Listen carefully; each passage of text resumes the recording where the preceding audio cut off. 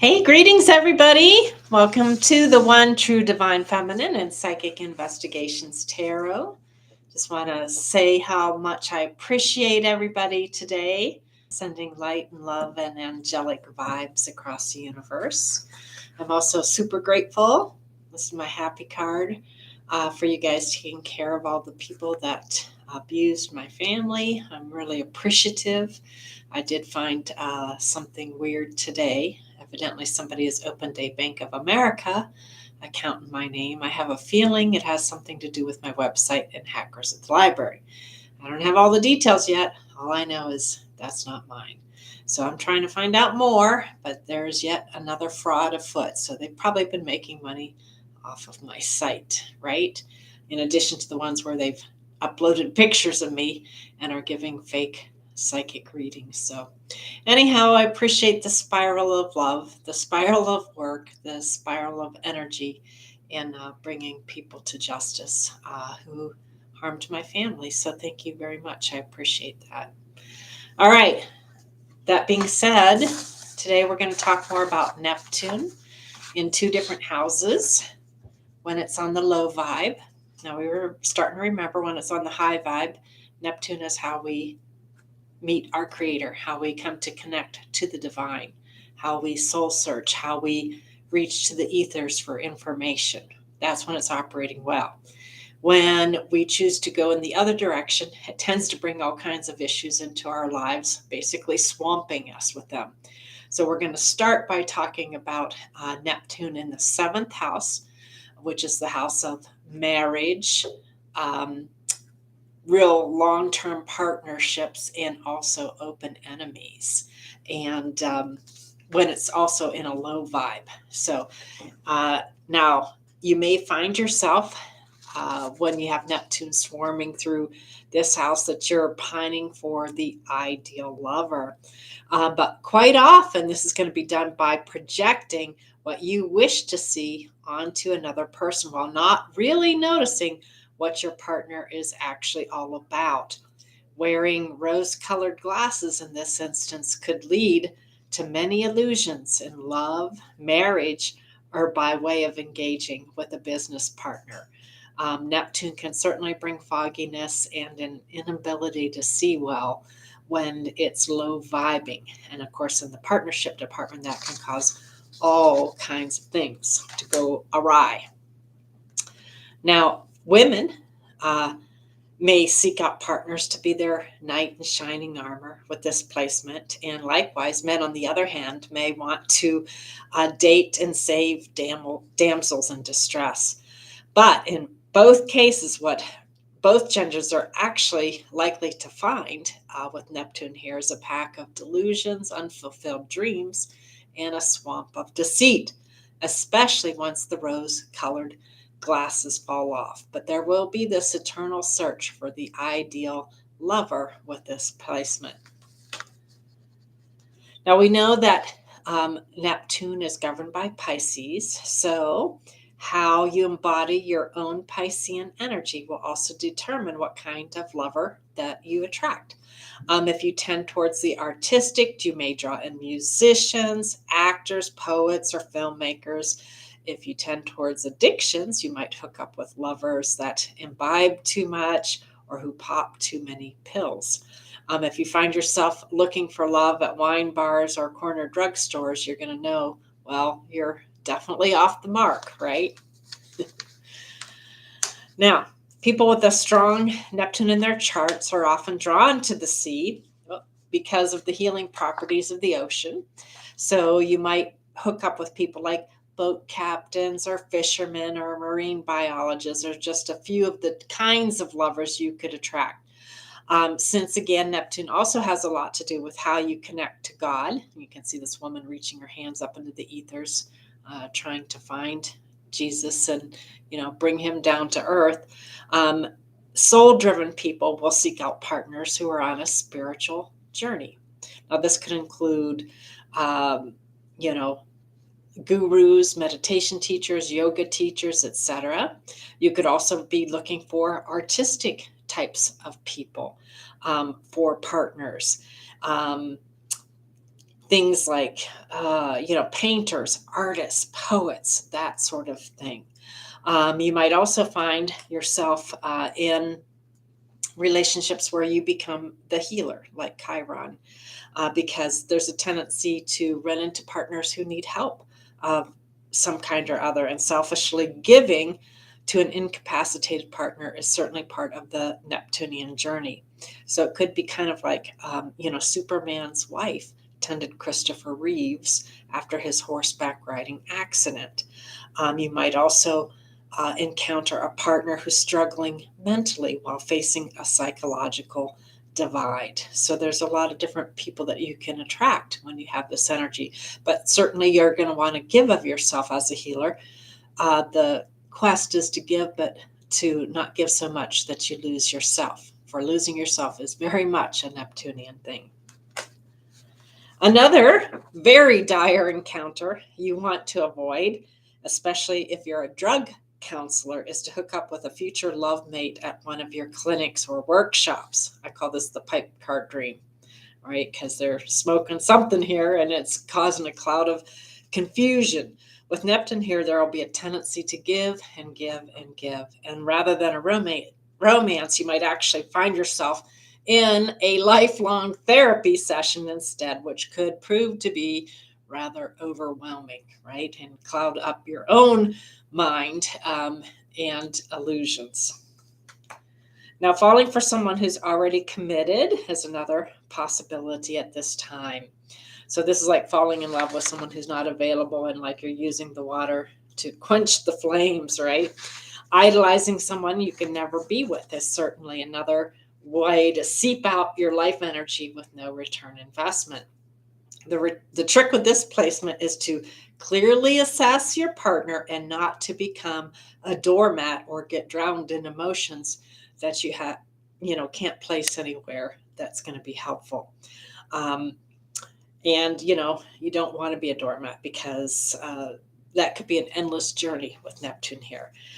For those who regularly do get swamped in a daydreamy Neptune kind of relationship that leaves you feeling used and abused, you might just elect to stay celibate and develop your relationship with the divine instead, rather than go through another unfulfilling drama. So that sometimes that happens too.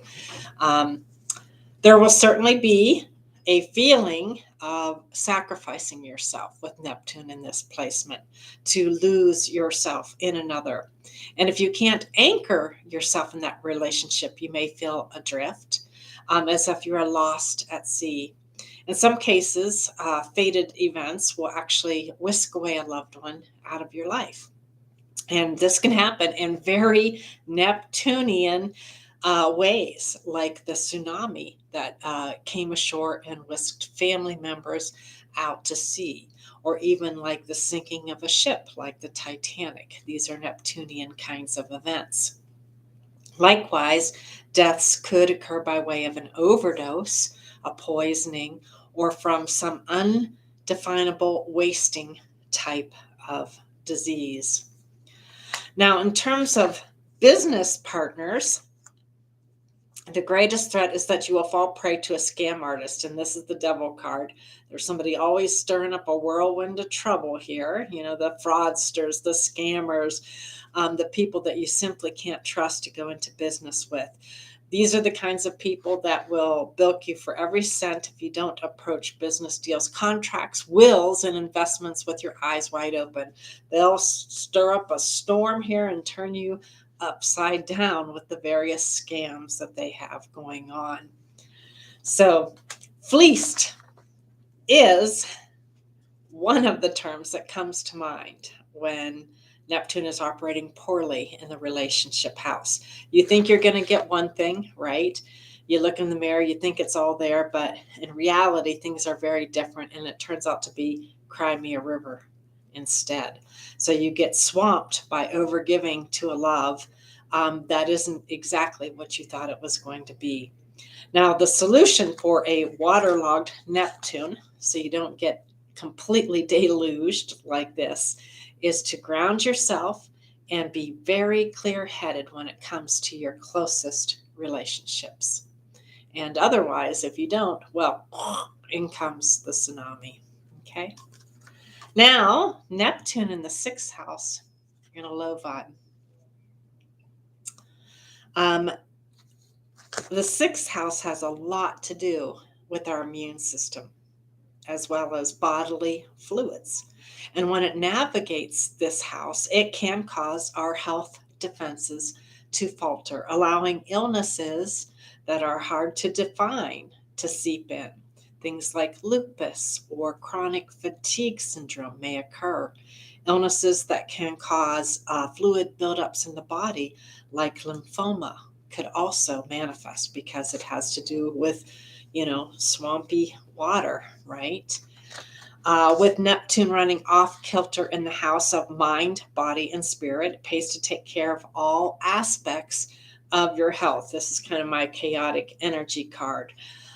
Emotional and spiritual upsets that cause health problems to take root in the body. So it's like the energy starts out here, but eventually that chaotic energy works its way into the bodily system, and that's how we get sick.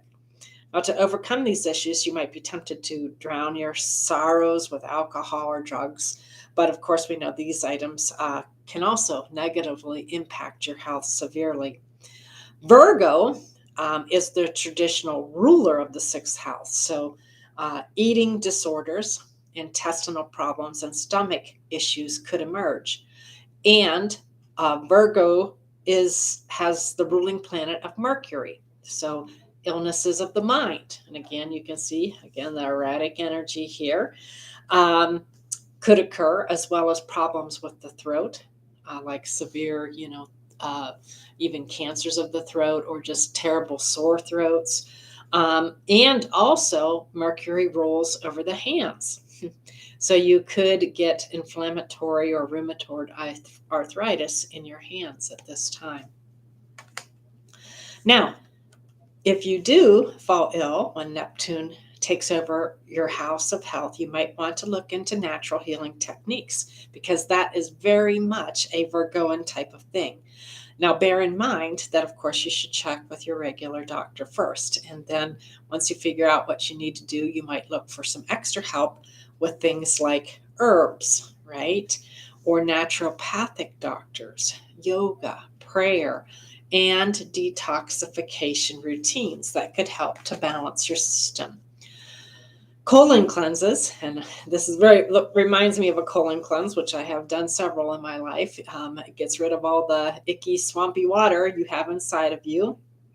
It helps you to flush out toxins, and this can help to heal all kinds of bodily systems, but most importantly, intestinal problems. Crohn's disease or celiacs could also force you to carefully examine the types of foods you're ingesting to see if they're causing you some kind of systemic disease. And of course, this whole swamp looks like it's just, filled with muck and mire and rot and, the things you don't want. And a lot of that rot begins in your intestines. You have to think of your intestines like a farm. You have to farm good organisms. There's a book called The Body Ecology Diet that talks all about that. And the more you treat your gut like organic garden and feed it the right things, the better your health will be and the clearer the swampy waters. Now, calming the mind and undertaking spiritual practices can certainly help you to heal. Many natural healers believe that diseases begin on the 5D plane and then sink into the body, and I definitely agree with that. And that's why healing the mind and spirit also equates to repairing the body. Now, when I was sick, for example, I spent hours in meditation, and I imagined angels giving me massages. Jesus was often there, as were passed over relatives and circles of friends. Soothing my spirit by connecting to divinity, even if it is in your dreams or your visualizations, can very much help your body to heal. Reiki, hypnotherapy, and laughter are also great healers. I read many books, but Surgeon Bernie Siegel wrote a book called Love, Medicine, and Miracles. And it was one of dozens of books that I read to start piecing together the mind, body, spirit connection so I could heal myself from an unhealable situation. And yes, I should have died 19 years ago. So the techniques can work, right? And I have helped other people to overcome too. Okay. And, it's to grow this light body, right, with the chakra system. And you're literally working on all of these energy centers, which connect to vital organs and arteries and veins and all of the systems in your body. And if there's blockages there, that can cause illness too. So it's like you need to light yourself up with angelic light and healing vibes to return yourself to health. Now, the other way I healed was I read tons of books, and most especially books that focused on the personality traits of survivors. And by doing that, I was able to develop the grit I needed to combat something which kills most people without a fight, right? So books like Endurance, these are all great books, by the way. Each and every one of them priceless. Endurance, about Edward Shackleton's trips to the Antarctic and how they survived on the open ice for 2 years without anybody dying. It's an amazing tale. Alive, about a group of soccer players that get stranded in the Andean mountains and in a plane crash and literally have to eat each other to make it through. And they sat on that mountain and wasted away, um, just giving up all hope, dying one by one by one. And finally, there was one guy who had been a big guy at the beginning who had lost so much weight, and the light went on. I call it the rock in the hard place. And he finally realized, I'm at the rock in the hard place. I either get off of this mountain or I die. And he had to work very hard at convincing someone else to go with him. He eventually did. And they got into a broken off door of a plane, the plane that they crashed. And they literally went on a hellacious ride down the mountain in the door of the plane, nearly killed him just going down the mountainside. It took them, I think, 10 days to walk, and they eventually got help. And the help they got saved the few remaining people who were up on the mountain. So that was a great one. Skeletons of the Sahara is a similar tale, only it happens in the heat of the desert, and people who are taken as slaves and nearly worked to death, how they overcame. Molecules of Emotion is a great book on how your gut is your second brain, and it processes all of the emotions you have. When you have a gut feeling, right, intuition, that comes from that part of your body. And the cleaner it is, like we were talking earlier, the more you can hear the messages that are coming in. And the emotions that we have attached to things and cause a cascade of events. So as much as possible when we're going through turmoil, it's good to try to, think about the emotional chemical cascades that we cause as we go through trauma. One of my other favorite books was called Deep Survival, and it went through a whole series of tragedies that people faced from all kinds of events, whether it was being lost in the wilderness or, wrecked the canoe and got swept downriver and had to survive, or just a whole host of things. And they went through incident after incident after incident, and they identified the character traits of people who overcome harsh tragedies. And trying to embody those has helped not only the first time I went through tragedy, but also the second time. Another thing I did was I watched some movies. The movie 127 Hours and Into the Void, or other just killer movies for giving you inspiration for what people can overcome. Yoga, prayer, and hypnotherapy were also used to build me up spiritually. Certainly, I learned at this time that I could not be killed, right? Because when you're facing a deadly disease, you come to the realization that you are, in fact, just spirit anyhow, that this body is nothing more than a vehicle that leaves, and the body doesn't really matter. The real part of you continues on the journey no matter what besieges you. So at a certain point in the healing journey, I realized it didn't matter how it came out because I couldn't be destroyed either way. So that was also part of the healing, was really recognizing myself as spirit, which I knew anyhow, but it really brings it home when you're at death's doorstep. All right. Aside from being the house of natural healing, the sixth house also rules over everyday work, routines, and how we try to be of service to the world. And with Neptune here, there we'll have to make effort to meet schedules and deadlines because you tend to be a little daydreamy, not as focused. Even though you want to be of service, it's hard to get down to brass tacks. You'll have to pay attention to details, even though that might prove to be quite difficult, even though you want to be of service to the world. Now, this could also be a great placement for social workers, drug rehab counselors, and halfway house workers. And of course, these kinds of jobs can make you feel swamped when Neptune's here, for there's going to be a tendency to want to give until you have nothing left. The goal is to keep balance within yourself. And you can see there's, some nice circles here saying, you can give, but you have to maintain your own central focus point and balance because by keeping balance in your own life and your own health, that enables you to keep on giving. All right, pets also fall into the sixth house. And with Neptune here, there's some interesting things that could pop up. For one, you might find veterinarians who euthanize ailing pets to ease their suffering. And I have gone in with kitties before to be by their side when this had to be done. And let me tell you, those are saints that work in those places. And it is a relief to both the pet and the pet owner to be able to take away the pain and the suffering. So God bless those people.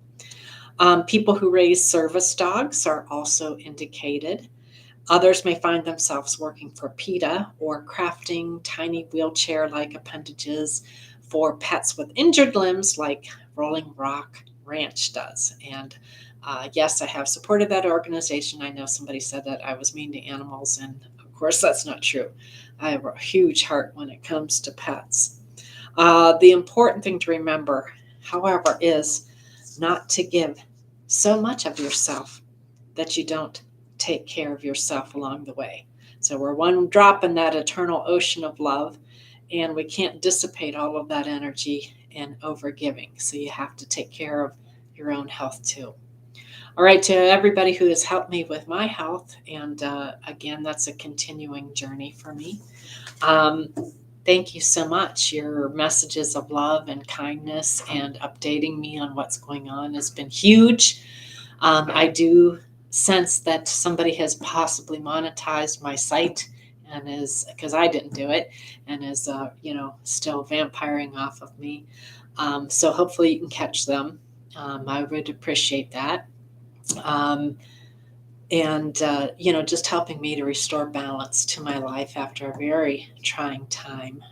My gratitude and love for all the help that I have received is huge. And I do hope and pray that we can heal our country as well. And I think we need to look very solidly at creating territories so that we don't have this battle, this two-sided battle that has become brutal. Literally, and is no longer working for the people of our country. So I hope and pray we have the wisdom to sit down and come up with territories where we can all get more of what we want and create a win-win situation for the United States. May God bless you all. Thank you again.